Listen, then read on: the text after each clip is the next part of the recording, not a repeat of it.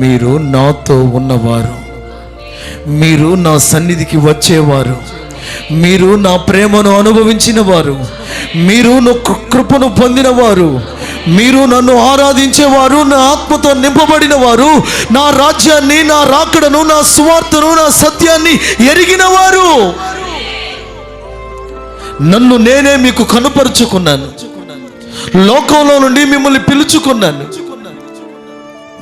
నన్ను గూర్చి ఏమనుకుంటున్నారు చెప్పమంటే, వాళ్ళేమనుకుంటున్నారు, వీళ్ళేమనుకుంటున్నారని చెప్తారేంటి అని అంటే, వాళ్ళంటారు, అయ్యా వాళ్ళు దూరంగా ఉన్నారు, మేము దగ్గర ఉన్నాం. వాళ్ళు దేవుడిని నమ్ముకోలేదు, మేము నమ్ముకున్నాం.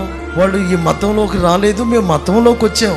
డ్రెస్ మారింది, భజన మారింది, విధానం మారింది, కానీ నిన్ను గూర్చిన జ్ఞానం మాకు కలగలేదు అని వాళ్ళు చెప్పకయే చెప్తూ ఉండగా, ఈ లోపల పేతురు అంటాడు, నువ్వెవరో తెలుసా?